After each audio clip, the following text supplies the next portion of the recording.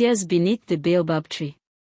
The sun hung low over the savannah, spilling gold across the tall, whispering grass. The sky burned in shades of fire and memory, and beneath the vast silhouette of the ancient baobab tree, a woman knelt in silence. Her tears fell into the dust, forming tiny, glistening beads that disappeared into the earth, as if the land itself were drinking her sorrow. Aisha had come home. It had been 12 years since she left the village of Ndlovu, chasing the mirage of a brighter tomorrow in the city. She had traded the soft language of the crickets for the roar of traffic, the smell of rain for the choking dust of concrete. But no matter how far she ran, she could never quite escape the pull of home, or the voice of her grandmother, Mama Koto, echoing in her dreams. The baobab remembers, child. It always remembers. Now, that same voice was gone forever. The baobab stood like a giant in the heart of the village, its trunk wide as a house, its branches sprawling like arms raised in prayer. It was said to be the oldest living thing for miles, older than any chief, older even than the stories told around the fire. The elders called it the tree that holds the sky. As children, Aisha and her friends would circle around its base, chanting riddles and daring each other to touch its ancient bark. At dusk, Mama Koto would gather them there, her grey eyes glinting with secrets as she began her tales. Her voice would float through the air like music, stories of spirits and storms, of ancestors who walked the earth when time was young. But tonight, the baobab was silent. The wind had stilled, as though the world itself was holding its breath. Aisha placed a small clay pot at the base of the tree. Inside were ashes, all that was left of Mama Koto. Her throat tightened. "I'm sorry I wasn't here," she whispered. "I thought I had time." The words fell flat against the bark. Thunder rumbled across the horizon. Fat drops of rain began to fall, tapping gently against the dry earth. Aisha looked up, startled. The air shimmered, and from the haze of the storm, a figure emerged. He was tall, dressed in a crimson cloak, carrying a drum carved from the same wood as the baobab.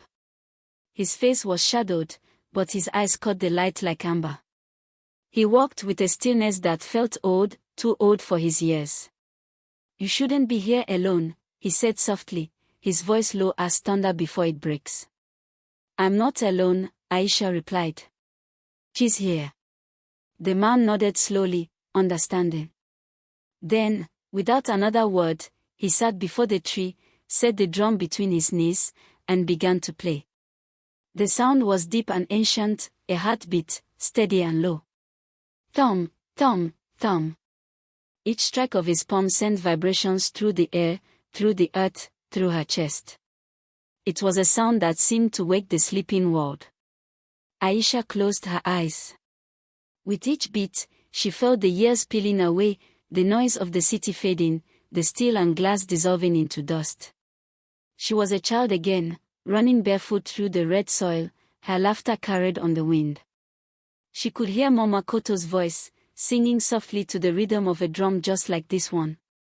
When the drumming stopped, silence fell heavy.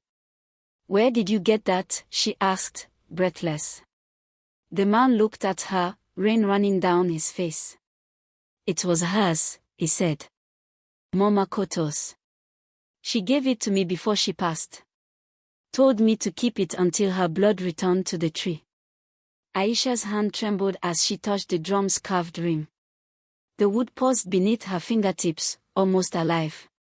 Carved symbols spiraled across its surface, eyes, serpents, the moon's curve, and hands reaching up from the earth. She said, the man continued, "You'd know what to do when you heard it again." Aisha's chest tightened. "I don't," she whispered. "I don't remember anymore." The man smiled gently. "Then the tree will remind you." The rain grew stronger, drumming against leaves and soil. The man lifted the drum again, his hands moving faster now, the rhythm fierce, wild, alive. The air shimmered with heat though the night was cold. Lightning flashed, illuminating the baobab's sprawling branches, and then, something shifted. From the shadows beneath the tree, shapes began to form, outlines of people, translucent and glowing faintly. Faces Aisha almost recognized, villagers long gone, elders who had once sat beneath the baobab telling stories until dawn. They swayed with the rhythm, their feet not quite touching the ground, the ancestors. Aisha gasped, stepping back, but the drumbeat pulled her forward again. Her body began to move on its own, slow at first, then faster. Her hips rolled with the thunder, her arms reaching toward the heavens. She danced as Mama Koto had taught her, the dance of remembrance, the dance that bridges words. Around her, the spirits joined in, their laughter soft as wind, their tears falling like rain. In that storm of sound and light, Aisha felt it, not sorrow, but belonging. Every drop of blood, every breath she took, was tied to this land, to its trees, its stories, its pain. She realized then that she had never truly left home. Home had waited for her, patiently, beneath the baobab. When the storm broke, the sky blushed pink and gold. The earth steamed, alive again. The man was gone, but the drum lay where he had sat, its surface glistening with raindrops. Aisha knelt beside it, her reflection rippling in the wet wood. She smiled through her tears. The tree above her swayed gently, leaves whispering secrets in a language older than words. Villagers began to gather, drawn by the sound that had echoed through the night. They stared at her in awe, as though they saw something not entirely human. An old woman stepped forward. "We heard her," she said in a trembling voice. "Mama Koto. She was singing with you." Aisha nodded, unable to speak. She stood, lifting the drum. "She wants the stories told again," she said. "The children must know. The roots must remember." And beneath the baobab tree, where tears had fallen like rain, the first drumbeat of a new dawn began to echo, soft, steady, alive. Thump, thump, thump. The children gathered around her, eyes wide and bright, the way hers had once been. The world smelled of wet earth and hope. Aisha smiled at them, and at the sky that stretched wide and endless above. Years later, travelers passing through Nlovu would stop beneath the great baobab and listen. They would hear laughter and drumming, the kind that made your heart tremble and your feet move before your mind could stop them. They would ask, "Who plays that drum?" And the villagers would answer, "That is Aisha, daughter of the baobab, keeper of her grandmother's fire."